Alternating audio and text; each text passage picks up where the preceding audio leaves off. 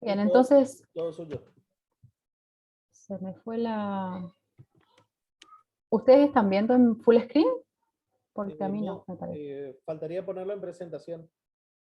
Sí puse, pero como que quedó por algún motivo atrás. Voy a dejar y voy a volver a hacerlo.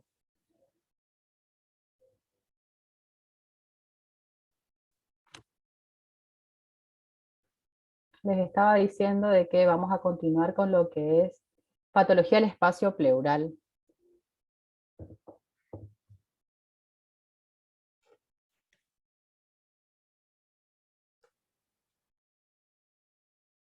¿Ahora sí? Ahí está. Perfecto. Bien. Esta, que es el derrame pleural tuberculoso, van a ver que tiene mucha similitud en el manejo a lo que ustedes vieron del empiema o del derrame pleural paraneumónico que les contó el doctor Aquino. Así que voy a ser muy puntual, principalmente en el tema del diagnóstico. Se incluyó este tema dentro del programa, de la materia, porque la verdad nosotros que estamos en el día a día, en el hospital, el manejo de los pacientes, es algo muy, muy frecuente. Como que parece que lo de la tuberculosis fue algo que hubo antes, y que apareció el tratamiento y como que quedó, pero no, la verdad, nosotros mensualmente les puedo decir 1, 2 casos, 3 casos tenemos de derrame pleural tuberculoso. Algunos datos epidemiológicos: la tuberculosis es la segunda causa de muerte por enfermedad infecciosa a nivel mundial, no menos importante. Nosotros en nuestra región, por una cuestión socioeconómica y demás, también tenemos una incidencia bastante alta, a diferencia por ahí de otras regiones. La pleuritis tuberculosa, a ver, respecto a la tuberculosis, uno por ahí, y eso también a veces hasta el paciente, porque cuando al paciente uno le dice la posibilidad de tuberculosis, empiezan, viste, todo el problema y se le voy a contagiar esto y lo otro. La tuberculosis puede tener, o sea, distintas formas de manifestación clínica. Esto que es la pleuritis tuberculosa o la tuberculosis pleural, es lo mismo pero al revés, nada más. Eh, También está la tuberculosis pulmonar, que esa es la que el paciente expectora, esa en el que uno al paciente le hace el diagnóstico con el análisis del esputo. Y que, por supuesto, si está tosiendo, está tirando, si el esputo sale positivo, significa que está tirando el bacilo al aire, digamos, y sí tiene la posibilidad de contagio. De igual manera, no todo el mundo se contagia. O sea, no es que esto también se contagia, el que a veces mucho que ver con el tema de la inmunosupresión, por alguna otra causa y demás. A veces hay pacientes que tienen tuberculosis pulmonar y es el único en la familia y está mucho tiempo y no hizo tratamiento y ningún otro se contagió. Pero entonces la tuberculosis puede ser pulmonar, la tuberculosis puede ser pleural, la tuberculosis puede ser ganglionar o puede ser intestinal. Hay muchas formas o localizaciones en donde se puede presentar la tuberculosis, y eso es lo que quiere decir ahí cuando hablamos de la presentación en la pleuritis tuberculosa, como presentación, la segunda, digamos, extrapulmonar. Esta es una tomografía. A ver, realmente ustedes, si bien les voy a ir largando, vayan prestando la atención. Lo primero es que, a ver, uno me diga ventana de qué. Tomografía de tórax, ventana, ¿cómo se dice? Ventana pulmonar. Perfecto, perfecto, ventana pulmonar.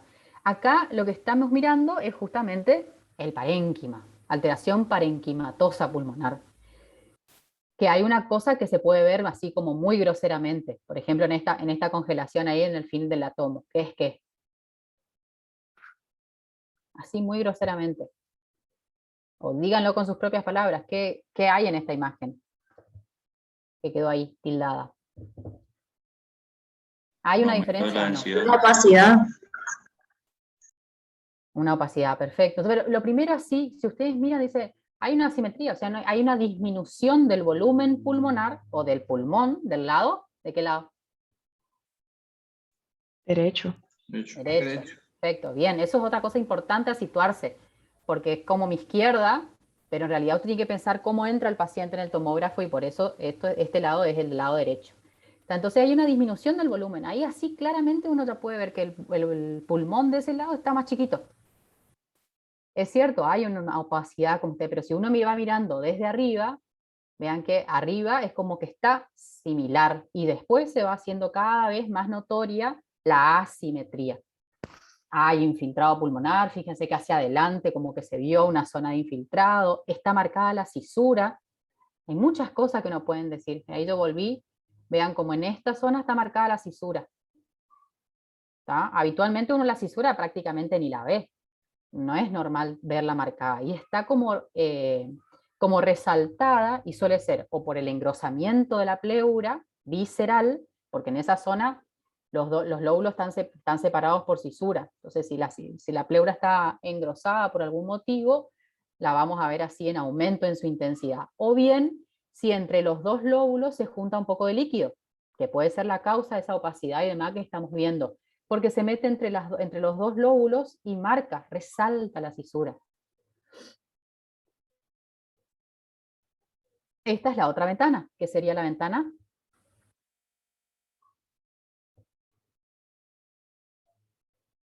ósea. Clásicamente hay tres ventanas en esta tomografía de tórax. Dijeron ventana pulmonar, ventana ósea, dijo la doctora, muy bien. ¿Y cuál sería la otra? Mediastínica. Perfecto, la ventana mediastínica o mediastinal. ¿Qué es esta? ¿Tá? Van a ver que acá, si fuera la ósea, un poco se deja ver menos las estructuras del medio y resalta mucho lo óseo. Si bien está un poco fuera de foco el video, pero acá nosotros ya podemos definir por la intensidad de que eso se trata de líquido. Fíjense, a ver, ahí le voy a dar un stop. No sé si es tan evidente por ahí, ¿sí? Porque ahí ya están viendo el hígado, ¿no? Porque ya está en las partes más bajas del tórax. Fíjense cómo es la intensidad del parénquima hepático y de esto. Son intensidades distintas. ¿Lo notan, no? Sí, Sí, doc. doc. Esto, que es del parénquima, es igual, fíjense como acá la zona del mediastino, que ya es la base del pericardio, el músculo y demás, y acá ya empezando un poco las vísceras, lo mismo que el músculo, sería por ahí la intensidad que llegan a tener los tumores. Si nosotros pensábamos, por ejemplo, que este paciente, ese velamiento, esa opacidad, pueden ser o líquido o puede ser una masa. Pero mirando en esta ventana y viendo la intensidad, uno sabe que esto es líquido. Así es como uno piensa y va imaginando, va pensando las posibilidades diagnósticas. Habitualmente la tuberculosis pleural da derrame, por lo menos en sus inicios, da derrame. Entonces, a veces es bien cuantioso y a veces no. O sea, no vamos a tener, digamos, decir, bueno, un derrame masivo, lo más probable que sea una tuberculosis. Un derrame leve, lo más... No, o sea, con el volumen o con la cantidad de derrame no podemos pensar o inclinarnos hacia ningún diagnóstico etiológico. Vamos a pensar en el diagnóstico, en la sospecha de derrame por tuberculosis por la clínica. Fíjense que llamativamente uno dice la clínica. Entonces, uno va a pensar que, ¿qué? Por ejemplo, clínicamente, ¿qué síntomas puede referir un paciente que venga con un derrame y que pueda ser por tuberculosis? ¿Qué se les ocurre clínicamente? Síntomas. ¿Qué puede llegar a tener? Tos, disnea, Tos, disnea, bien. ¿Qué más?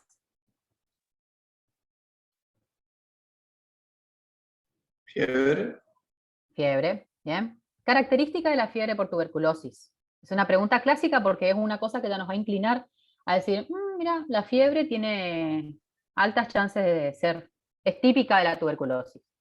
¿Alguno sabe cómo es típicamente la fiebre en la tuberculosis? Sí, más que eso. Hay otra característica más significativa. No quiero decir patognomónico porque no es patognomónico, pero para que me entiendan.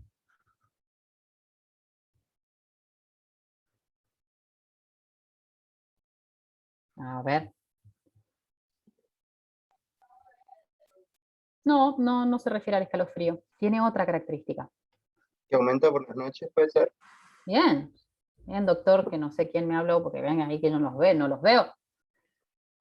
Sí, más que nocturna, Pilar, decimos nosotros, o el doctor que contestó también, vespertina. Habitualmente es ahí, vespertina, digamos, cayendo la tarde, tardecita. Ahí suele, por una cuestión de la fisiopatología de la tuberculosis.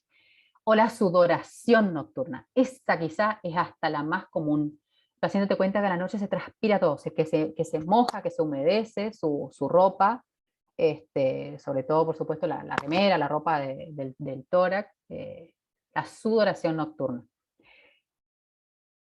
Ustedes se imaginarán que un paciente con tuberculosis pleural, uno lo ve y está como muy enfermo, más o menos enfermo, poco enfermo. ¿Qué creen?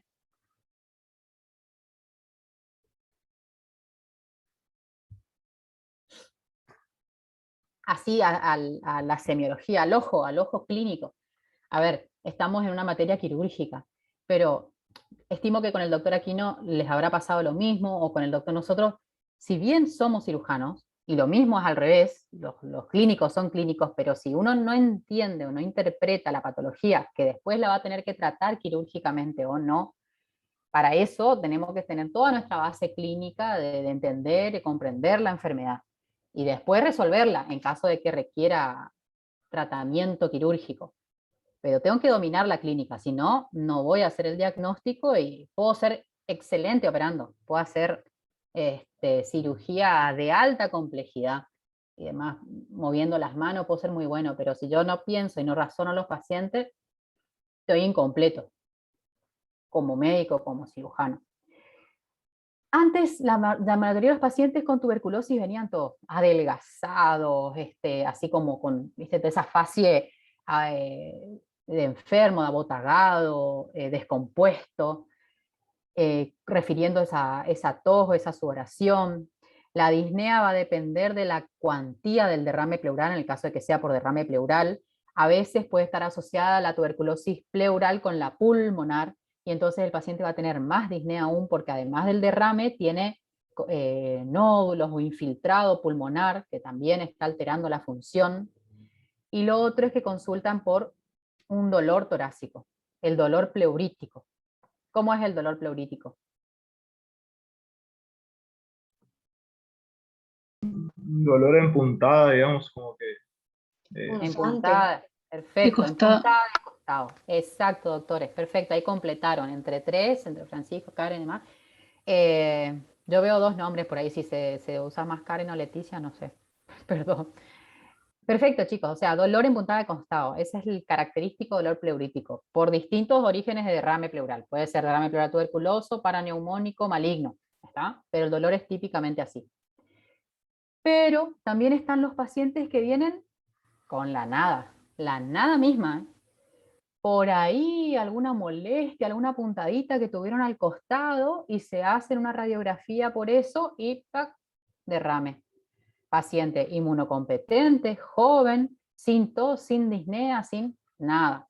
Sin epidemiología, es decir, sin sudoración nocturna, sin fiebre, sin contacto, porque esa es la otra. Siempre hay que investigar cuando uno sospecha, preguntar en la familia, en el trabajo, algún conocido, amigo, lo que sea, que haya tenido tuberculosis, por la posibilidad de que haya habido algún contagio ahí.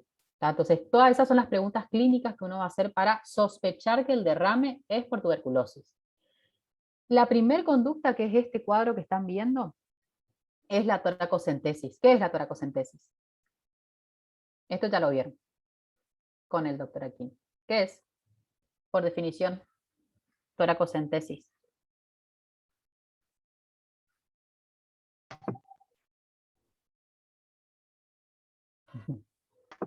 Extraer el líquido del derrame. ¿Cómo? ¿De qué manera? Por punción a nivel Eso. del espacio pleural. Toracocentesis, por definición, es la punción del tórax. Punción del tórax. ¿Ah? Entonces, lo que primero vamos a hacer es una toracocentesis diagnóstica. Lo que nosotros primero tenemos que hacer es punzar ese derrame, sea cual sea el derrame. O sea, si viene un paciente con derrame pleural, lo primero que hacemos es punzar, tomar muestra de ese líquido y ahí empezar todos los datos del laboratorio que me van a ir inclinando. Yo puedo tener una sospecha previa y es lo ideal, porque entonces después vos vas interpretando los resultados porque ya sabes lo que estás buscando y le vas sumando a la clínica que tiene tu paciente los resultados que te da la toracocentesis. Entonces, en la toracocentesis, cuando uno punza el líquido pleural y manda a 3 lugares, que son. ¿A dónde mandamos la muestra? Yo saco líquido pleural. ¿A quién le llevo la muestra? ¿Al cultivo? Al laboratorio voy a llevar 2 y voy a pedir. Cultivo, dijo uno de los doctores, sí. ¿Qué más le pido al del laboratorio? ¿Qué otra cosa le pido que me haga?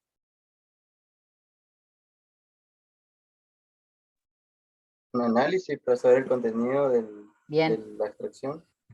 bien. El análisis del líquido pleural, del derrame pleural, tiene 3 o 4 cosas que se piden siempre, fijas. Fijas.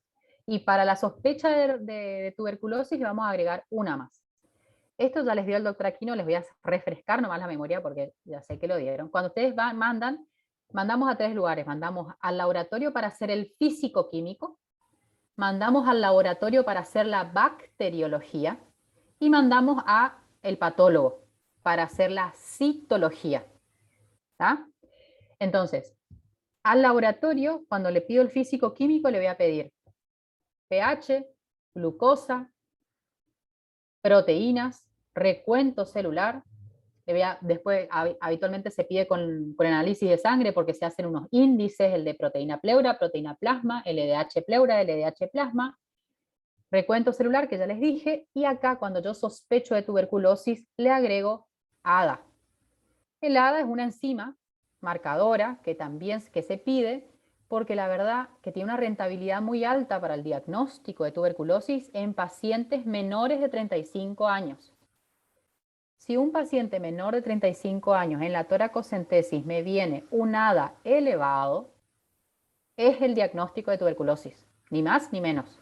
Entonces no hay que hacerle más nada. Ese paciente ya tiene diagnóstico y tiene que hacer tratamiento. Por eso es fundamental.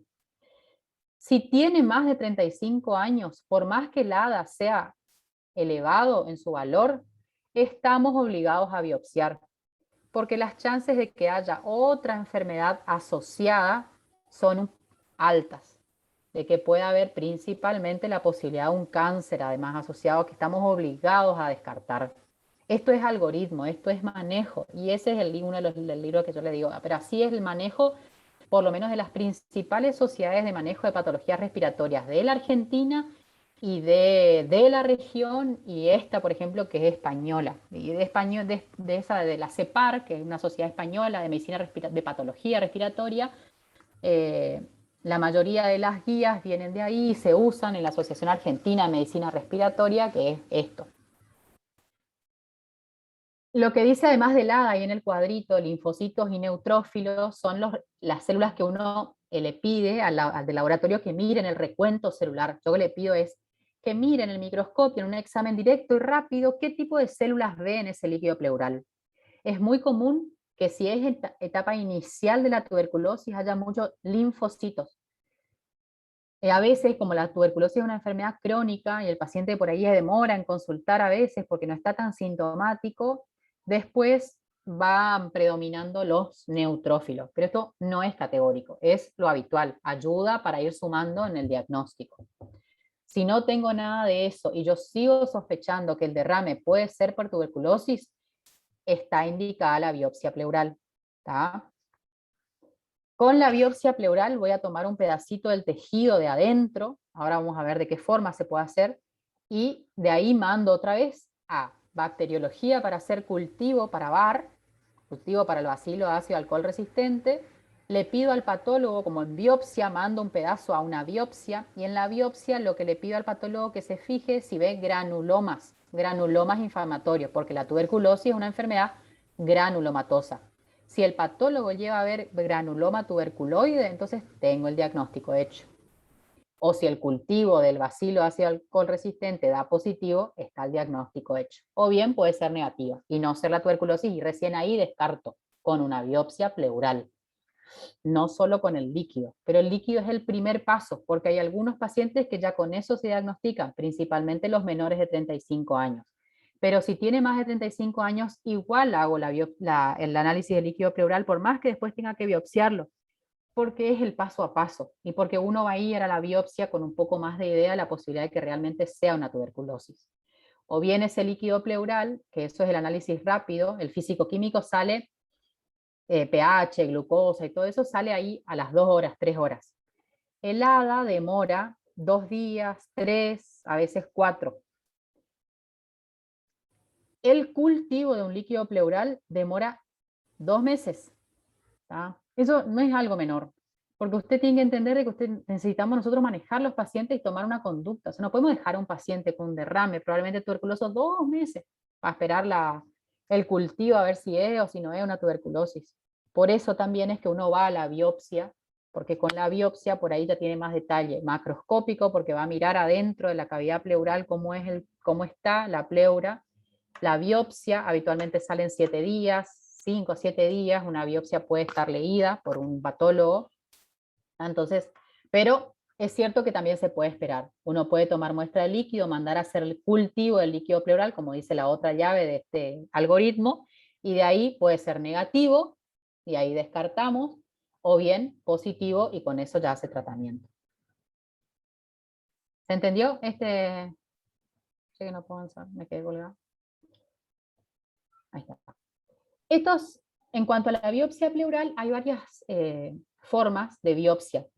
La biopsia puede ser cerrada, que es esto. Cerrada significa que no con una cirugía en la que nos vamos a meter a la cavidad. Se usan unas agujas especiales, que son estas, la de Cope y la de Abrams, que es esa fotito que tienen ahí, y después la imagen de cómo entra. Esta biopsia entra a ciegas, o sea, yo hago un corte muy ínfimo en la piel, de la espalda habitualmente del paciente, con un bisturí 11, porque esto ha de tener 3 o 4 milímetros nomás de grosor la aguja. Entran y vean cómo tiene un ganchito ahí acá en esta parte del dibujo, ven, tiene como un gancho. Entonces, entra la aguja por el espacio pleural, esta es una costilla, esta es la otra costilla, desde la piel, entra por el espacio intercostal, tiene que haber derrame, porque si no, esta aguja entra y si no hay derrame pleural, el pulmón está acá inflado. Normalmente la cavidad pleural no es una cavidad, una cavidad virtual, tiene muy poquito líquido, 10 mililitros como mucho de lubricación nada más para la expansión.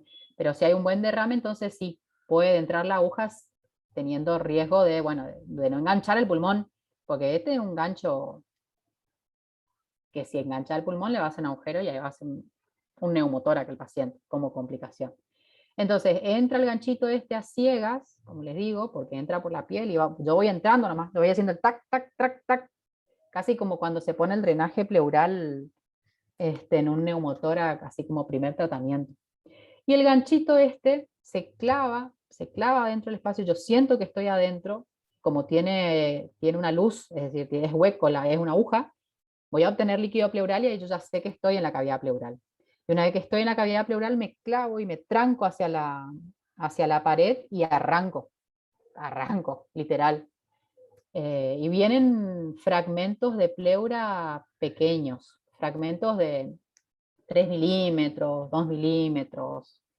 Te estoy contando ventajas y desventajas de este método, porque la verdad, nosotros como sector y como servicio, no la hacemos prácticamente esta, muy pocas veces, porque además de ser cruento y doloroso, porque es doloroso, y si bien uno hace anestesia ahí, por supuesto, pues haces anestesia local y demás, infiltrar la pleura adentro, la pleura parietal, la pleura es un poco complejo y duele, y si sangra o si tiene una complicación, la verdad que...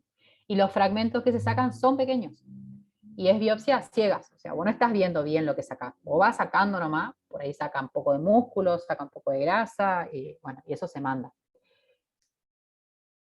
Tiene buena rentabilidad, eso no lo vamos a negar, porque fíjense el porcentaje, digamos, el 80%, si realmente es una tuberculosis pleural, y hay granulomas y demás repartidos en la pleura parietal, y la muestra que yo saco son buenos fragmentitos, se va a hacer el diagnóstico. Digo, lo hemos hecho, lo hacemos, pero en muy pocos casos, la verdad, porque tiene algunas otras connotaciones, principalmente el dolor en ese momento ahí con el paciente que está despierto y demás. Y la de Abrams es muy parecida, es un poco más grosera, más grande, como un trocar.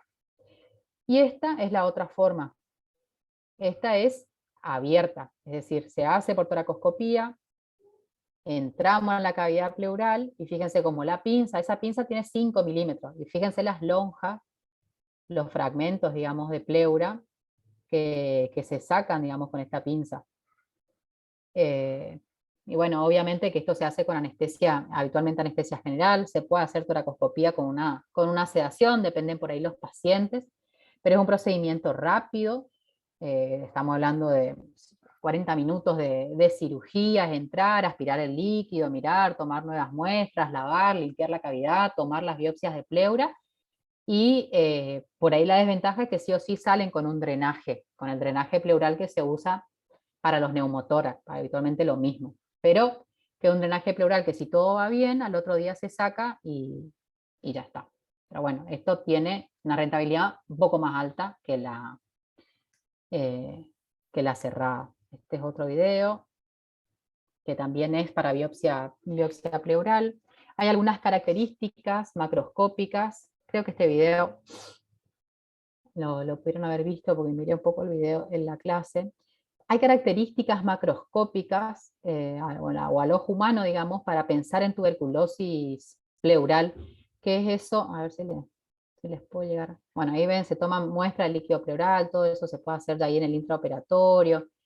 Se limpia la cavidad porque a veces puede haber asociado.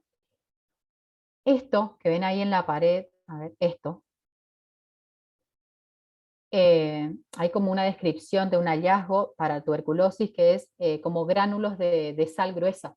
Entonces, las fibrinas laxas, así como telarañas, los granos de sal gruesa en la pared, y después todos los datos clínicos y demás, son todos signos o hallazgos que nos van a ir inclinando hacia la sospecha de tuberculosis pleural. Pero bueno, esto es lo que hacemos nosotros por videotoracoscopía. Entramos, lavamos, limpiamos la cavidad, tomamos las biopsias de pleura y dejamos un drenaje.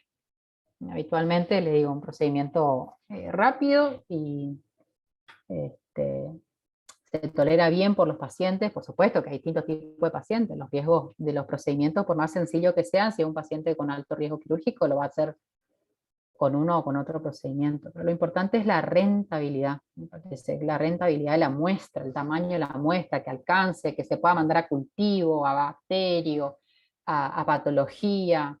Los fragmentitos que sacan las agujas cerradas son microscópicos y se rompen. Por ahí uno puede pensar en aquellos pacientes en los que no se les puede hacer anestesia general y que no se pueden operar y demás, y bueno, ahí sí, la COPE como anestesia local se puede pensar en posibilidad. Eso es todo de tuberculosis, no hay mucho más, porque tiene que ver con la sospecha, con el primer paso que es la punción, con qué es lo que hay que pedir para hacer el diagnóstico, y después qué otro procedimiento quirúrgico podemos hacer nosotros como cirujanos para el manejo de una enfermedad aguda, que es la tuberculosis, el derrame tuberculoso en ese caso, y cómo se maneja. ¿Está? Vamos a pasar a otra etiología del derrame pleural, que son las enfermedades malignas. Bueno, esto también es muy común. Desafortunadamente, todavía en nuestra región, la mayoría de los pacientes con cáncer de pulmón o con otras enfermedades oncológicas vienen muy avanzados. O sea, nos falta años y años para que el screening y para que además evite que nuestros pacientes vengan con esto, que ya es estadio 4 de una enfermedad maligna, la metástasis ya o el derrame pleural paraneoplásico. Entonces nos está hablando de una enfermedad sistémica avanzada, el pronóstico es malo, del tratamiento precoz para manejar y solucionar al paciente, obviamente que va a brindarle el mejor resultado. Lo único que quirúrgicamente podemos hacer es todo paliativo, y obviamente hay que confirmar que realmente sea maligno.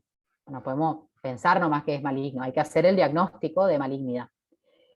Se estima, con la mayoría de los estudios que hay sobre derrame paraneoplásico, que el tiempo de vida media con un paciente así ronda entre los 90 y los 120 días. Hay pacientes que viven más tiempo, va a depender por supuesto de qué tipo de biología molecular, de qué tipo de célula, estirpe, histología sea la enfermedad maligna que tenga, ¿tá? Pero esto es un promedio, esto es el promedio, y realmente es así. Otra vez vamos al primero, ¿está? Bien claro. Paciente con derrame pleural, ¿qué tengo que hacer? Tengo que punzar el líquido pleural. Tengo que tomar muestra de ese líquido pleural para ver si es infeccioso, tuberculosis, si paraneumónico o cáncer. Obviamente que ustedes, como médicos, van a ir a punzar un paciente en el que espero, con el interrogatorio, con la semiología, con el estudio imagenológico que tengan, ustedes ya vayan a punzarlo con una sospecha. Es la idea, porque entonces así ustedes ya saben qué es lo que están buscando, qué es lo que siempre ustedes pueden escuchar en medicina, que si yo no sé lo que busco, no lo voy a encontrar, digamos. Eso verdaderamente es así, literal. Entonces siempre toracocentesia es nuestro primer gesto en el derrame pleural. Si el paciente no tiene diagnóstico, tenemos que confirmar el diagnóstico verdaderamente de que sea maligno. Un derrame maligno siempre va a ser exudado, ¿tá? O sea, si usted tiene un derrame pleural al que lo punzan y da un trasudado, entonces ese no hay que hacer más nada, porque eso es una enfermedad médica, cardiogénica, renal, metabólica, un montón de otras causas que van a requerir del manejo clínico, no de un manejo quirúrgico. Para hacer manejo quirúrgico, el líquido pleural en su primer análisis físico-químico tiene que ser un exudado. Y para eso están los valores del pH que mido en el líquido pleural, la glucosa, las proteínas, la cantidad de célula y todo lo que son 5 cosas que así es casi como el ABC, que es lo que tengo que pedir en el líquido pleural. Puede que ya tengamos diagnóstico y que sepamos de que es maligno y que es positivo para malignidad, entonces la videotracoscopía en realidad va a servir a los que no tienen diagnóstico para el diagnóstico y a los que ya tengan diagnóstico y demás para hacerle algún tipo de tratamiento y evitarle los síntomas que el derrame pleural le puede estar provocando al paciente. La biopsia pleural siempre va a estar indicada cuando uno tenga, por más que el líquido, la citología del líquido pleural sea negativa, que no tenga diagnóstico ese derrame y evolución, y que tenga mucho tiempo de evolución y demás, ¿tá?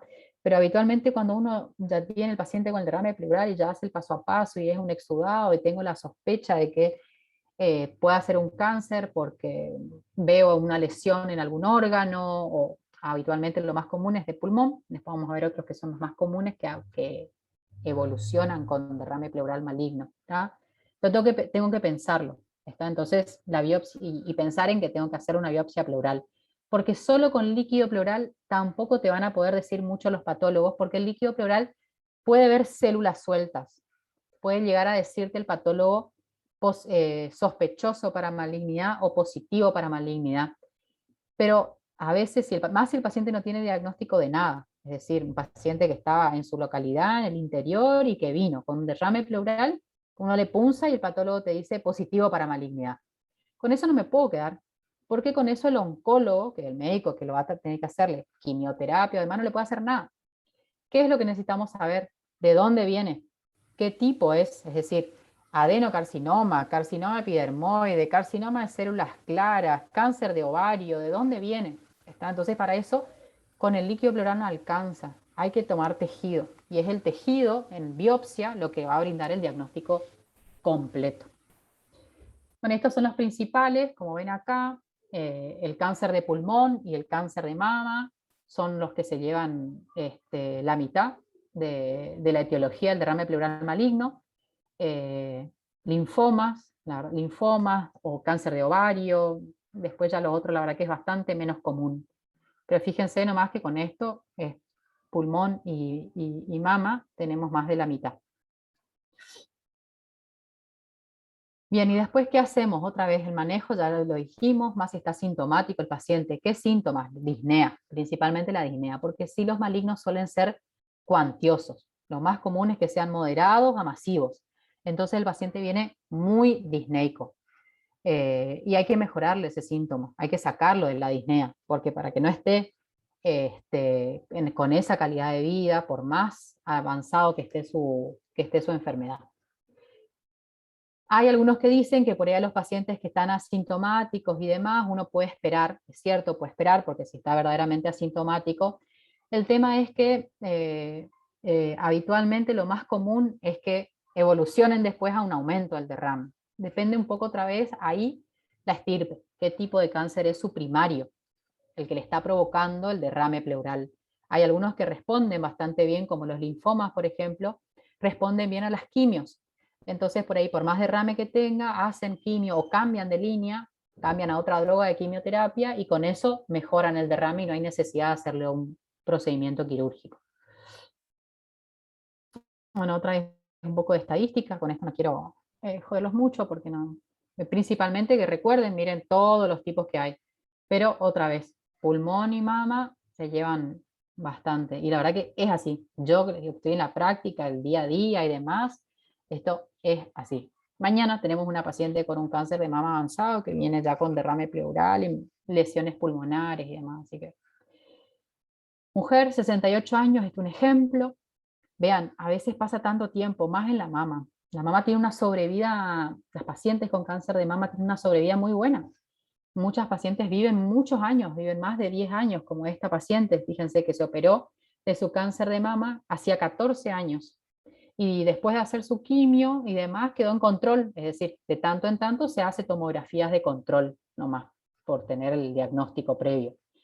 Y empezó de repente con síntomas respiratorios, con una tos, así, que sí que no, la medican, como bronquitis, un poquito de antibiótico y demás, pero vean, esto es ventana pulmonar, como estábamos hablando hoy, pero acá hay una diferencia, ven como esta pleura tiene acá una semiluna que no hay del otro lado, acá un poquito más, hace como mellitas ahí en la pleura, como si hay algo en la pleura. Obviamente uno se va a la otra ventana, objetiva un poquito más, un derrame mínimo, ínfimo, re poco, pero tiene un antecedente que pesa. Y ahí otra vez uno va a toda la interpretación clínica, la sospecha clínica, la posibilidad, qué puede ser. Pues la paciente llevaba 2 meses de tos, con antibiótico y demás, y no resuelve, no resuelve, no resuelve. Entonces, ahí vino la consulta con nuestro sector, digamos, cirugía torácica, para ver si no habría que evaluar esa pleura. Y sí, desafortunadamente ya era una pleura con cáncer de mama en la pleura. Así que ahí volvió después de 14 años a tener que hacer tratamiento con quimioterapia porque hay indicios, o sea, se confirmó que la enfermedad volvió o avanzó. Esto es algoritmo nomás otra vez, un paciente, si yo confirmo que el derrame es maligno y está con síntomas, le hago la toracocentesis. Habitualmente nosotros hacemos una toracocentesis en la cual, además de punzar y tomar muestra del líquido, si es mucho el derrame y le está provocando muchos síntomas, disnea principalmente, le dejamos ya puesto un drenaje con técnica de Seldinger, un drenaje finito de 8 French, para evacuar todo eso, ese derrame, que eso se hace con un poquito de anestesia local, es un procedimiento súper tranquilo. Con eso se evacúa todo el líquido, 2 litros, 3 litros, a veces más, y el paciente recupera la expansión, mejora la disnea y bueno, y después de eso va a cirugía. ¿Escucharon alguna vez esta técnica? Voy a hacer un parate porque parece que yo hablo mucho, de repente hablo mucho. Y no escucho y no sé si están todos bien del otro lado. ¿Alguno sabe qué es la técnica o para qué otro procedimiento pudieron haber escuchado técnica de Seldinger? Este set que ven acá. ¿Para qué otra cosa se usa más comúnmente? Nosotros medio que le robamos la técnica y el kit. Radiología, doc. ¿Para qué? No es estrictamente cardio, pero tiene que ver por ahí, va por ahí. A ver, alguien dijo algo por acá. Muy bien, Paula. Para un acceso central, exacto, para colocar vías venosas centrales en los pacientes que necesitan, que no tienen accesos periféricos o porque uno necesita pasar grandes volúmenes en tiempos cortos y demás. Es exactamente la misma técnica. Tiene la aguja que es para la punción, para punzar, en ese caso la vena, en nuestro caso, como ven en la foto ahí, el tórax, uno con eso punza, cae en el líquido pleural, a través de esa aguja, que suele ser una OCAT 14 habitualmente, se pasa el alambre guía, que el alambre va a quedar dentro de la cavidad pleural. Después, con este dilatador, se saca la aguja, queda el alambre nomás, con el dilatador se mete el dilatador y se dilata el trayecto de pared o sea, desde la piel, músculo, intercostal, pleura hasta cavidad, se dilata el trayecto y después se saca el dilatador y otra vez por el alambre guía se progresa el catéter, que es este. Este exactamente no es medio que la fotito es, porque este, si ustedes le prestan atención a mi fotito, ven que tiene dos luces. Este es un tubo de doble lumen. Este exclusivamente se usa para acceso central. En el tórax usamos siempre simple lumen, o sea, termina en un solo cañito. Y después de eso le conectamos a un perfus que es los de las vías periféricas, un perfus a una bolsa colectora de orina, que está toda cerrada porque tiene presión negativa. Entonces, eso todo conectado así hace que el derrame salga de la cavidad pleural a la bolsa colectora. Y vamos evacuando en forma progresiva, porque no se puede evacuar abruptamente. A veces quiere salir de golpe 2 litros y eso hace que el pulmón por ahí de repente se infla de golpe y eso genera edema pulmonar. Entonces, lo que se hace, que es lo que dice ahí, síntomas de edema, de reexpansión, el paciente empieza con todo, falta de aire otra vez, en vez de mejorar. Entonces lo que se hace es se coloca y se va evacuando de a 500 mililitros. Medio litro, cerramos, porque se tiene la chapita del perfus, se clampea, se espera unas 2 horas, se vuelve a abrir, vaciamos 500, cerramos otra vez, vaciamos 500, cerramos. Y ese set queda puesto habitualmente 24 horas, 48 horas. Y con eso mejoramos la clínica del paciente, tomamos la muestra para hacer el análisis. Es algo sumamente tranquilo, ni incómodo, ni nada, no duele, no molesta, beneficia enormemente al paciente. ¿Ven? Es esto. Así queda en el paciente. Yo necesito confirmar que el pulmón expanda, porque en los malignos habitualmente lo que pasa es que si llevó mucho tiempo y el cáncer avanzó sobre la pleura, el pulmón a veces queda atrapado. Vamos a ver ahora unos videos. Y uno le pone el drenaje fino evacúa todo el derrame y después le hacemos una radiografía de control y vemos que el pulmón no se expandió, quedó ahí. Ese es un paciente que no se va a beneficiar con ningún gesto, que es el tratamiento del derrame pleural maligno, es el sellamiento pleural, para evitar que el derrame vuelva. Pero ese paciente que tiene un pulmón atrapado no va a andar con sellamiento, no va a funcionar porque la premisa primera tiene que ser que el pulmón expanda. Y ahora van a ir viendo, y espero, que les cierre y entiendan el por qué. Entonces, toracocentesis evacuadora para evaluar la expansión pulmonar. Si el paciente tiene una buena expansión pulmonar después de evacuar, entonces yo tengo que pensar en hacerle de alguna manera un sellamiento pleural. Digo de alguna manera porque hay varias, hay unas que son más efectivas que la otra, y va a depender del estado clínico del paciente que hago. Entonces, pulmón expandido, tengo que evaluar el riesgo quirúrgico porque lo mejor va a ser que yo le haga una toracoscopía y le ponga un talco adentro para que se selle.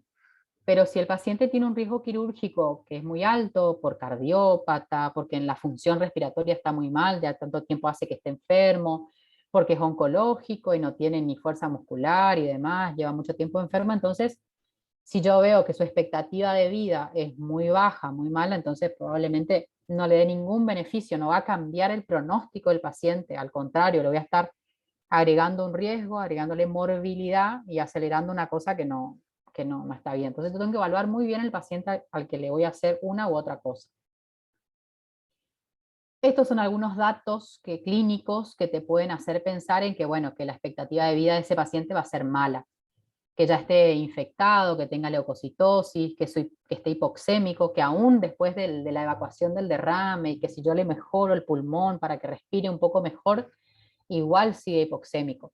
Le hago laboratorio y su PO2 es de 60, 66, 70, satura 91, 92, un paciente que al que probablemente si yo le hago un procedimiento le voy a estar agregando más morbilidad. Y hipoalbuminemia, que es una cosa común por ahí en los pacientes oncológicos crónicos, digamos, que estén un poco desnutridos. Entonces, estos pacientes estadísticamente tienen una sobrevida muy baja, entonces no tiene ningún sentido que yo le haga un procedimiento quirúrgico agresivo, no le voy a estar dando ningún beneficio, al contrario. Entonces defino bien. Y aquel paciente que sí, que tiene un riesgo quirúrgico bajo, que yo lo veo que está bien, que por más oncológico que sea, viene con su cáncer, pero uno lo ve y se moviliza solo, camina, no necesita oxígeno, le faltaba un poco el aire, pero le evacuamos el derrame y mejoró, satura 97, 98, una PO2 de casi normal, 90, 80, entonces ese paciente tengo que pensar en hacerle el procedimiento más efectivo que haya, para que no vuelva al derrame pleural, porque la próxima vez que vuelva al derrame pleural, el paciente probablemente le cueste más. Entonces, hacerle un sellamiento. Por videotoracoscopía es lo mejor, y lo otro es colocándole un drenaje pleural y colocándole por ahí la sustancia de sellamiento. Esto es con el drenaje. Si es un paciente que está ahí border, el que tiene un riesgo intermedio, entonces a ese paciente lo meto a quirófano, le pongo un drenaje pleural con técnica habitual, la misma que para el neumotórax, para el derrame, para la hemotora, la misma técnica. Le pongo el drenaje y a través de ese drenaje preparo una solución que es con talco común, estéril por supuesto, se pone con un poquito de lidocaína y demás, se prepara como un engrudo, no tanto, un poco más líquido, y se lo inyecta por el drenaje. Se pone por el drenaje, se deja cerrado el drenaje unas horas, dice ahí 20 o 30 minutos, pero habitualmente lo dejamos una hora, 2, y esperamos que ese líquido que yo solté alrededor del pulmón genere una irritación, una inflamación que haga que la pleura visceral se pegue contra la pleura parietal, que ese es el objetivo del sellamiento, que se selle, que se pegue la pleurodesis, la adhesión de la pleura parietal, que sería la de la costilla, con la pleura visceral, que es la del pulmón. Se pegan, entonces, por más que haya enfermedad en la pleura, no junta el derrame en ese espacio, y no vuelve a hacer derrame pleural del paciente, y por lo menos le ayudamos como tratamiento paliativo de la disnea. Y este es el que mejor funciona, el talco. Bueno, hay metaanálisis, como ven acá, la verdad que esto ya está recontra comprobado y sigue, y parece una cosa tan común y hasta barata, digamos, porque es talco nomás y funciona un montón. Hay que hacerlo, nomás técnicamente tiene su forma. Es con anestesia general, esa es una desventaja, por eso el paciente tiene que estar en buen estado, pero hay muchísimos pacientes que se pueden hacer y funciona. La tasa de éxito, la verdad que está entre el 70 y el 100%, pero la mayoría de las veces entre el 80 y el 90 seguro. Si uno evaluó bien el paciente en el preoperatorio, el riesgo de complicación y demás está por debajo del 1%.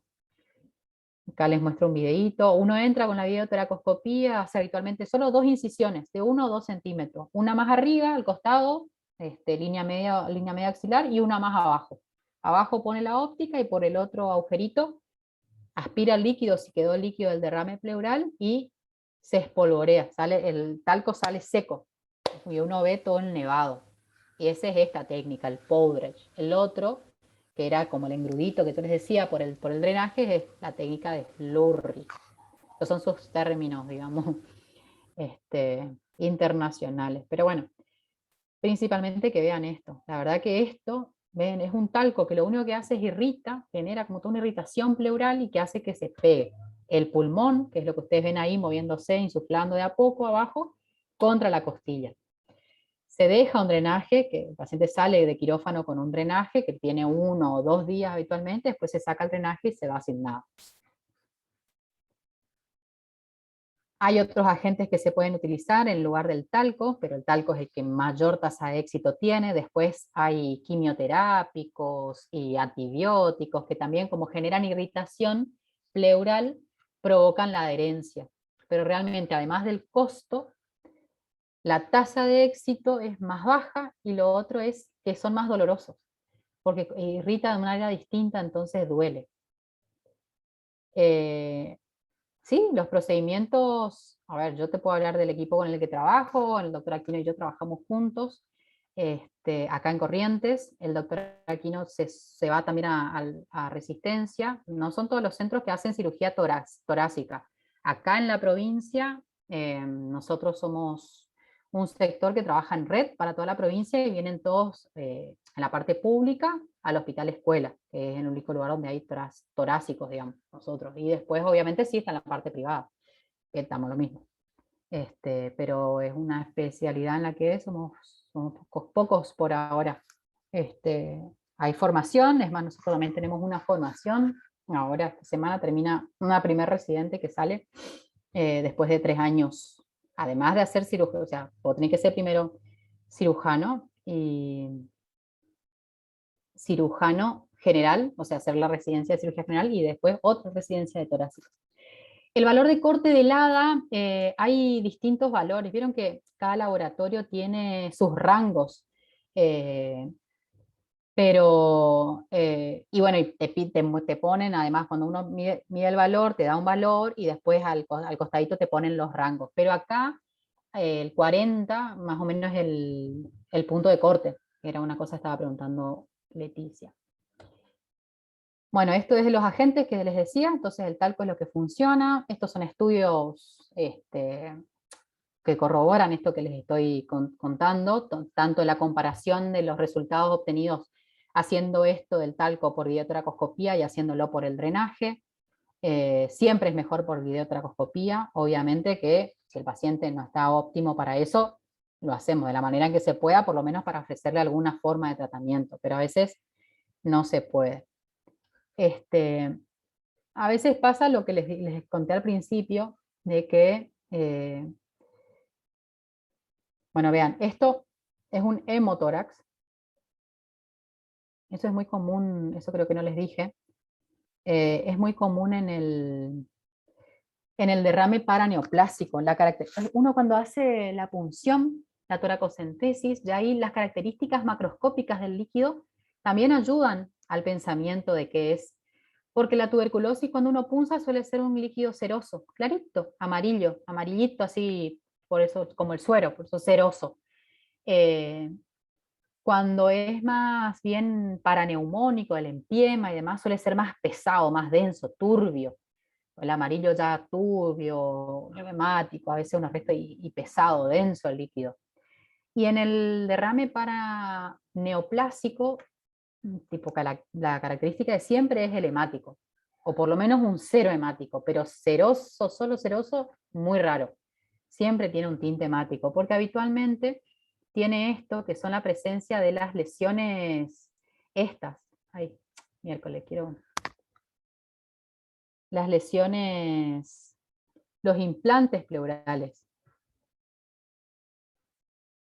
Todas esas lesiones mamelonadas que ustedes ven ahí sobre la pared, sobre la costilla. Ahí lo que se hace, se aspira todo el líquido, porque habitualmente por ahí no sale todo con el drenaje fino. Tomamos las biopsias para confirmar la malignidad. Eso es una cosa que sí o sí hacemos siempre. Tomamos las biopsias. Porque como les dije hoy, con el líquido pleural lo único que el patólogo le va a decir es citología positiva o sospechosa. Nosotros necesitamos estirpe, qué tipo de células, de dónde viene y demás. Hay que hacerle mucho estudio sobre la biopsia, entonces se necesita pedazo de tejido. Y después esto, la colocación del talco para el sellamiento. Bien, un poco para ir resumiendo, entonces un derrame pleural maligno, se hace la punción, hacemos la toracocentesis, y evaluamos esto, la expectativa de vida que sea de más de 3 meses, que el pulmón expanda y que tenga un riesgo quirúrgico bajo. En ese caso, el sellamiento pleural, lo ideal es hacerlo por videotoracoscopía. Y en el caso de que no se pueda, por alguna de estas causas, se puede pensar en catéter pleural como posibilidad incluso para evacuar y para dejarle tipo semipermanente, que es algo que les voy a mostrar ahora. Esta es una tomografía, verá, un derrame pleural importante. Uno hace la toracocentesis evacuadora, ya coloca el drenajecito y evacúa, y hacemos la plaga control. Y ahí uno ve la expansión pulmonar o no.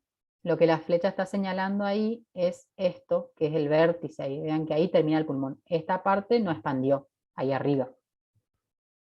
Y esto es peor, con la falta de expansión pulmonar.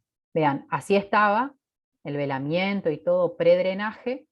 Uno le pone el drenaje, hace la toracocentesis, va a tomar las muestras y evacuamos el derrame para ayudar. Pero vean cómo el pulmón quedó acá. ¿Ven? Este es el muñón. Esto es pulmón y está totalmente atrapado, quedó ahí. Ni se movió. Le saqué el líquido y tiene espacio, porque acá hay todo espacio, pues ya no hay más derrame. queda todo esto que había acá, pero no expande el pulmón.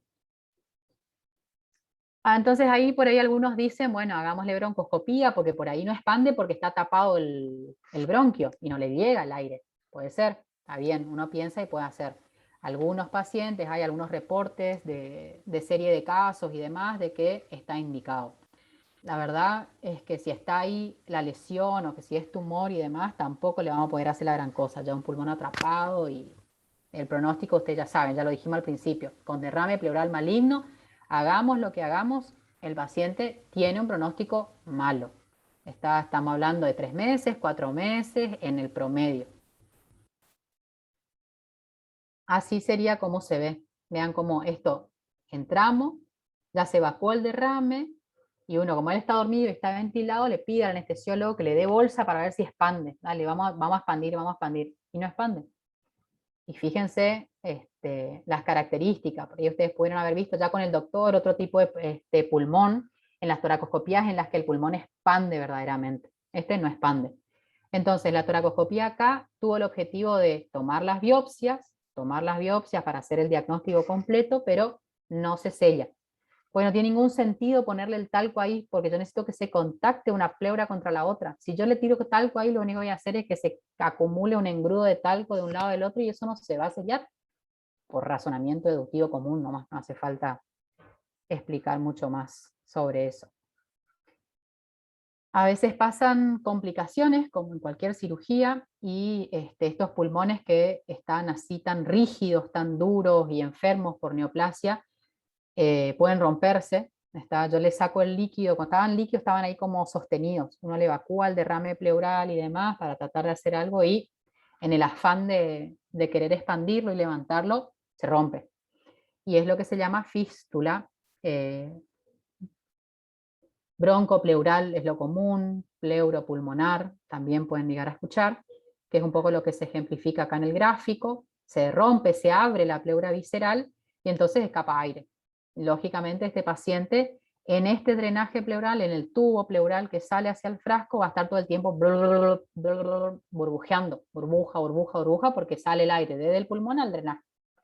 Entonces a ese paciente yo lógicamente no le puedo sacar el drenaje, porque si le llego a sacar ese drenaje, lo único que voy a hacer es que eso adentro quede todo sellado, a un neumotórax hipertensivo y se me muera el paciente. Entonces, con esa semiología de fístula, con características de fuga pulmonar, una opción que tengo para pacientes oncológicos, como sería este caso, o para otros no tanto, en los pacientes en los que uno no pueda pensar en una reparación quirúrgica porque no están en condiciones de, le puedo colocar una válvula de Hemlich, que es esto que viene acá, y no se nota mucho, pero es un dispositivo cortito que se coloca al tubo, al drenaje pleural. Ese dispositivo permite que el aire salga y que no entre. Entonces se saca todo el sistema de frasco, un dispositivo chiquito que queda al costado del paciente, y el paciente con eso se puede ir al domicilio y se puede manejar en forma ambulatoria. Obvio que es muy malo que esto nos, más en un paciente oncológico, si nos pasa, la verdad que, pero bueno, estas son complicaciones y suceden, y hay que saber por lo menos cómo manejarlas y avisarle al paciente que puede pasar, por supuesto, antes. Esa es la válvula. Vean, el pitutito celeste del lado este es el que va al tubo, al drenaje que sale del paciente. Este habitualmente se coloca a una bolsita colectora porque a veces drena un poquito de líquido, y que no le moje al paciente, entonces queda como un reservorio, chiquito, así una bolsita. Esto es otra cosa que se puede hacer en esos pacientes en los que el pulmón no expande, que quedan ahí, porque si el pulmón no expande y yo no le pude sellar, ¿qué va a pasar?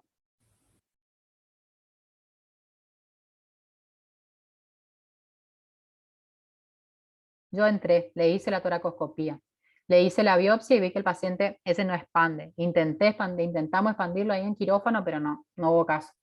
Salimos nomás de quirófano porque no. ¿Y qué le va a pasar a ese paciente? ¿Cómo va a evolucionar?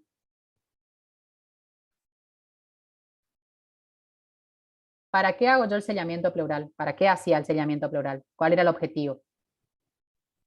que expanda.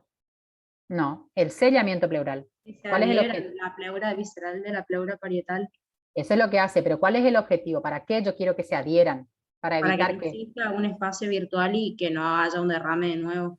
eso, que no repita el derrame. Entonces, si yo no le puedo sellar a un paciente, ¿qué va a pasar? se puede producir de nuevo el va a derrame. repetir el derrame, sí o sí, porque yo ya sé que tiene cáncer, ya vimos que tiene cáncer, se vaya a la casa y a las 2 semanas, a la 1 semana quizá, el líquido otra vez acá. Entonces puede volver con todos los síntomas. Entonces una opción a esos pacientes que ya uno sabe que el pronóstico es malo y demás, pero tampoco le podemos dejar sin hacerle nada, porque los pacientes sufren y hay que tratar de ir buscando alguna opción terapéutica para mejorarlo medianamente. Entonces estos son drenajes, los pigtail, los colita de chancho y demás, que se usan para múltiples cosas, para drenajes de abscesos y demás, pudieron haber escuchado. Lo que hacemos es, se coloca eso a la cavidad, adentro de la cavidad pleural, y eso queda un poco tunelizado, así, sobre la piel. No sé si me ven acá donde estoy en esta parte del gráfico. Un poco tunelizado, y con eso, al extremo, en el extremo, esta parte del catéter queda adentro de la cavidad pleural. Y esta partecita queda fuera del paciente, acá al costado. Y se le pone una llavecita nomás acá, tipo de las de triple vía. Entonces, cada vez que el paciente junta mucho derrame en su casa y se pone con mucha disnea, va al hospital o al centro más cercano que tenga, se le colecta una bolsa colectora, se le abre la llavecita y que evacúe el derrame, 1 litro, 2 litros, lo que haya juntado, después se le cierra otra vez la llavecita y se va a su casa. Entonces no tiene que estarse ni internándose, ni interviniéndose cada vez que le falte el aire, voy y le pincho, le saco líquido, le pincho, le saco líquido, le pincho, le saco líquido. Evito con eso riesgo de infecciones, de pincharlo y que le duela, un montón de cosas. Y eso puede quedar puesto en el paciente por lo menos 3 meses. Y acá es el dibujito para que se entienda un poco mejor, ven acá. Este es como un simulador, la costilla, cómo entra el drenajecito y queda adentro. Acá es como lo tunelizamos un poquito en la piel para que quede cubierto, y con esto se evitan infecciones y quede fijo. Entonces, evacuar en forma repetida, lo que les estaba explicando, el manejo ambulatorio, es cómodo, sencillo, ayuda clínicamente en la mejoría de los síntomas a los pacientes y tiene complicaciones muy mínimas. La verdad, el beneficio es bastante grande para este grupo de pacientes selectivos, así en los que no hay expansión pulmonar y que yo no les pude sellar. Esto es algo muy de la especialidad, yo, la verdad que nosotros no lo hicimos nunca, porque ya hay algunos centros en el mundo que tienen estadísticas o centros un poco más avanzados que a veces lo que hacen es a esos pacientes con pulmones atrapados le hacen una decorticación, como la que vieron ustedes para los empiemas, para tratar de que el pulmón expanda. Pasa que es diferente pensar en hacerle una decorticación a los pacientes que tienen una enfermedad infecciosa, o sea, una enfermedad benigna, a que hacerla en un paciente que tiene una enfermedad maligna, totalmente otra cosa.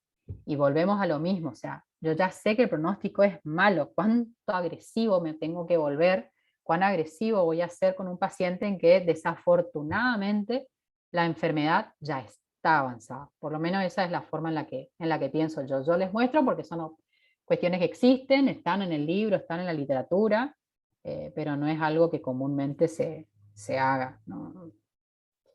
Es un caso completo para mostrarles otra vez, vean las características del derrame, ese derrame hemático, muy típico del cáncer, del derrame paraneoplásico o derrame pleural maligno. Un pulmón que está atrapado, pero bueno, por ahí uno ve que las adherencias son un poquito más laxas, intenta hacer esto, que es la decorticación, sacarle ese pil sobre el parénquima para que él se expanda. Pero no es algo que se haga habitualmente.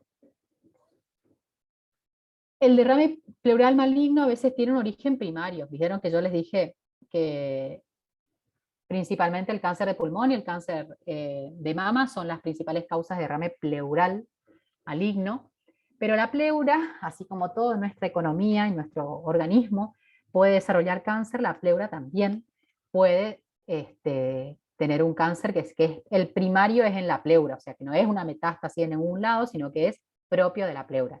Y este es el ejemplo. Pueden ser, hay dos, que es el mesotelioma, que es el que cursa con derrame pleural, y después está el tumor fibroso solitario de la pleura, que es una masa pulmonar, no derrame. Pero bueno, les incluí acá el mesotelioma porque es una causa maligna de derrame pleural. El manejo similar, solo que como es otra etiología, o sea, como es un cáncer primario, el manejo clínico u oncológico es diferente. Pero bueno, vean que el derrame en el mesotelioma tiene fases. Al principio suele ser bastante más importante el derrame pleural y después en la pleura, las membranitas que son finitas, se empiezan a engrosar y hacen todo como mamelones, y que son esos tumores que uno ve dentro de la cavidad pleural, y esos mismos mamelones, así como implantes que veíamos hoy chiquititos de otro cáncer, en este caso son más grandes y empiezan a ocupar la cavidad. En vez de líquido, son tumores repartidos, pero habitualmente uno diagnostica con el derrame pleural. Lo mismo, toracocentesis, hacemos el análisis del líquido pleural, y después si un paciente que tengo sospecha de que sea un cáncer, hacemos la biopsia pleural. Habitualmente el patólogo te lo va a informar como una hiperplasia mesotelial benigna o un adenocarcinoma, y ahí hay que hacer técnicas de inmunohistoquímica, se dicen, que son estas proteínas las que se piden dentro de la misma biopsia, análisis inmunohistoquímico, para determinar fehacientemente que esto sea un mesotelioma, o sea, que sea un originario de la pleura, o que no sea uno de pulmón o que esté viniendo de otro lado. Eso se hace con la misma biopsia de pleura, pero se manda. Acá en Corrientes hay un solo lugar que tiene inmunohistoquímica, como de laboratorio de patología, que es un privado. El resto va todo a Buenos Aires. Este es un caso, vean, este es distinto, porque tiene, como ven acá en esta foto de ventana pulmonar, todo pelotitas, engrosamiento pleural de la pleura parietal. Esta es la otra ventana, y esto es en un corte axial. Bueno, ahí terminó derrame pleural maligno. La verdad que parece que medio mucho, no sé si yo hablo demasiado o muy rápido. Ustedes me van diciendo. Quedan algunas cositas mínimas así de hablar de derrame pleural para cerrar con esto, lo que es patología del espacio pleural, entre lo que dio el doctor la semana pasada y lo que les estoy dando yo ahora. La verdad que es una patología muy común, muy frecuente. El neumotórax, el empiema, el hemotórax, el derrame tuberculoso, el derrame maligno, es extremadamente común. La verdad que estadísticamente, les puedo decir, nosotros en el hospital hacemos mensualmente 15, 10 pacientes con derrames pleurales, de distinto origen, si no es más. Sí, de los 40 procedimientos que podemos hacer mensualmente, más de la mitad son derrames pleurales de distintos orígenes. El hemotórax, que es la presencia de sangre, o sea, un líquido pleural que es con características hemáticas. Una causa de un hemotórax es el derrame maligno, que es lo que yo les decía ya antes, que la característica macroscópica es. Pero después están, por supuesto, las otras causas, y principalmente el trauma. Esta materia optativa no es para enseñarles o mostrarles manejo del trauma, pero les menciono así rápidamente para que tengan en la cabeza, en la mente, todo lo que es patología del espacio pleural, y que no siempre el hemotórax es de origen traumático. Ya les mostré el derrame maligno, que es una causa diferencial. Pero bueno, por supuesto, el origen traumático tiene todo el manejo del trauma. O sea, el hemotórax de origen traumático se maneja igual que como el neumotórax del trauma, digamos. Ahora, si es un paciente al que yo descarto la patología traumática, viene con un derrame, yo lo punzo y saco sangre, entonces ahí tengo que empezar a pensar en otras opciones etiológicas que sean o que cursen con hemotórax. Y ahí vamos a la maligna como primera posibilidad. Y obviamente la forma de hacer el diagnóstico, o sea, yo voy a punzar, voy a sacar el hemotórax, voy a mandar a analizar, y el médico, el bioquímico, no me va a poder decir mucho, me va a decir presencia de glóbulos rojos, hematíes por 10 por campo, 25 por campo cubierto, pero no me va a poder decir mucho más. El patólogo va a mirar y va a decir citología, predominancia rojo, inflamatorio, y tampoco les va a poder decir mucho más. Nosotros no podemos dejar un hemotórax así nomás sin diagnóstico, menos si ya descartamos el trauma como la causa más común. Entonces estamos obligados a hacer biopsia pleural. va a haber que hacerle la biopsia pleural. Y obviamente, por eso está la VATS ahí, es la forma más rentable por la cantidad de muestra y aparte porque ya limpio la cavidad, saco toda la sangre que haya en cavidad, le dejo un buen drenaje, miro el pulmón, tomo las biopsias y hago un tratamiento completo. ¿Alguna duda o algo que, porque es muy poco lo que les digo de hemotórax, pero porque principalmente es el derrame pleural maligno y no hay mucho más. Después está el trauma que no es tema de nuestra optativa. Este es otro, el quilotórax. Ustedes saben que, bueno, que esto es anatomía, el conducto torácico es una estructura torácica, digamos que si se bien se forma en abdomen y después tiene todo su trayecto intratorácico y termina desembocando ya casi en el cervical. Hay algunas enfermedades que cursan con quilotórax. Lo más común es que sean por ahí complicaciones de cirugías torácicas o cirugías del cuello, más que nada al lado izquierdo, que por ahí uno puede haber cortado, seccionado, porque el conducto torácico, la verdad, es muy desgraciado, muy difícil de ver por ahí en cirugías de esófago, que se hagan, o otras cirugías, qué sé yo, cirugías de pared, de columna, una así, que después curse con un derrame pleural y uno lo punza y, pensé que tenía ahí una fotito, uno lo punza y tiene una característica macroscópica muy marcada. ¿Alguno sabe o escuchó? Vieron que, como les dije, tipo la tuberculosis, cuando uno punza saca un líquido medio ceroso, citrino.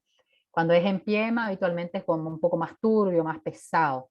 El derrame maligno suele ser un poco más hemático, habitualmente siempre serohemático o hemático. ¿Y este?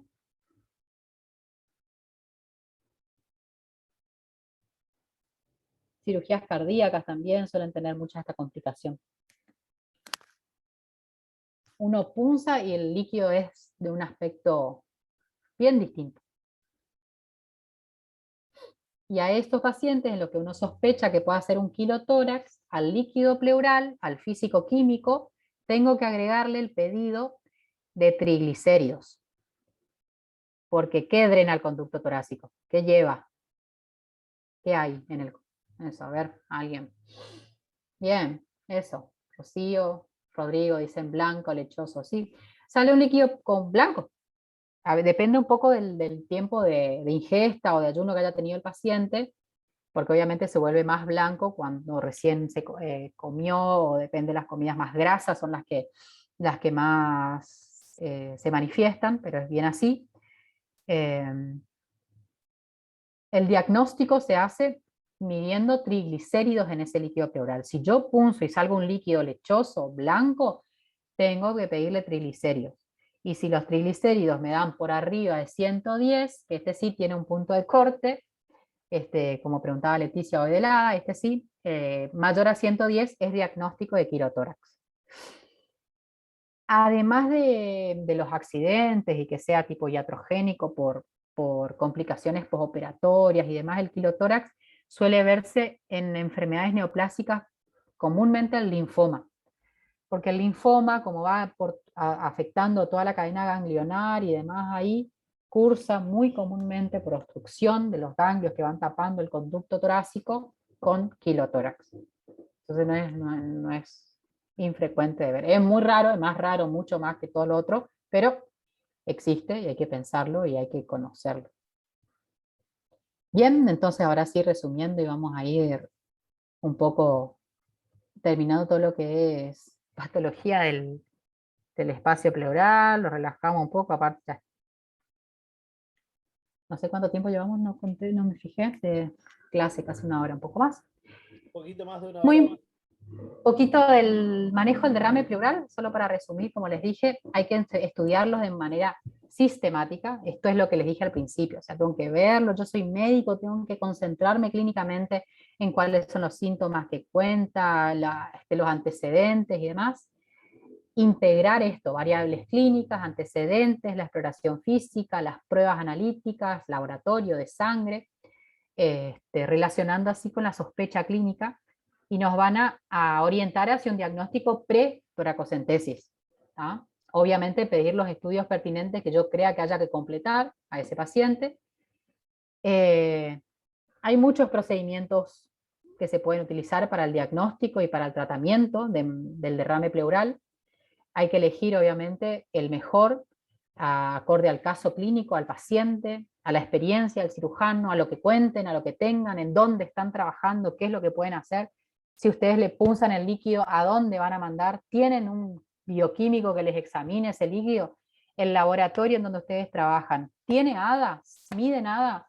Y todo eso tengo que saber antes, porque si no yo punzo y mando y le faltó el ADA, no había, no hizo.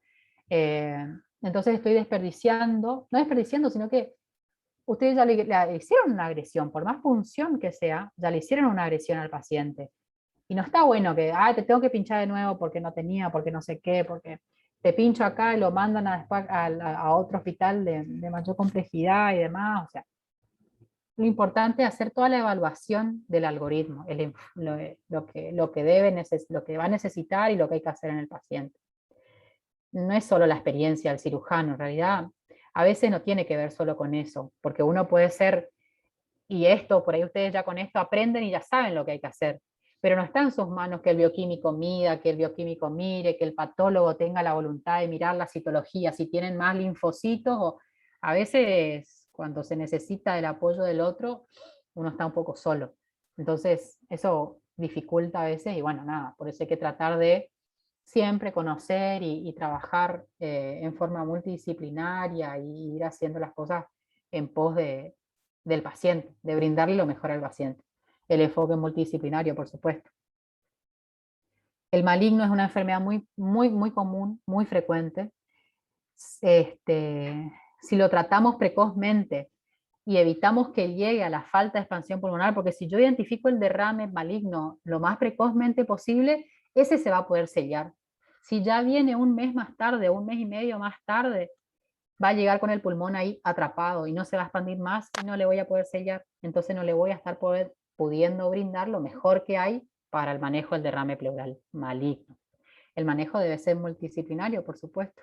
Clínicos, neumonólogos, el cirujano de tórax, kinesiólogos, oncólogos, para brindarle lo mejor a nuestros pacientes. Y con esto terminamos, chicos. ¿Preguntas?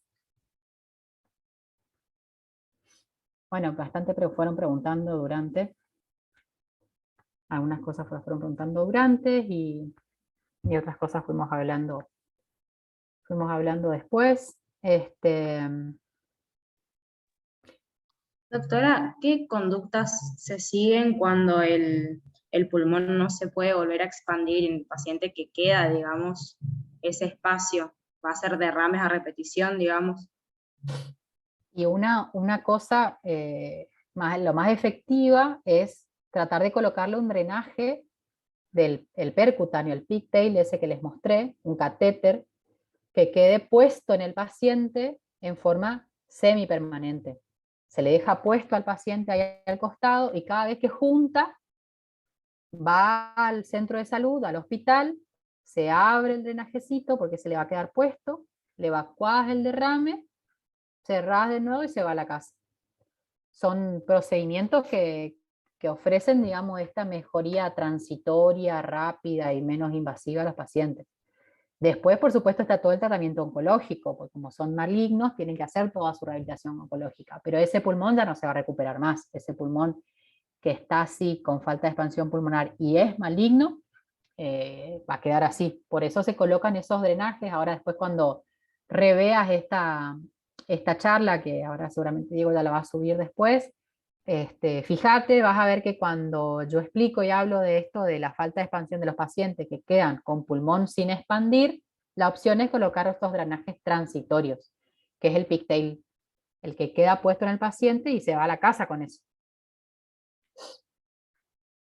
Gracias.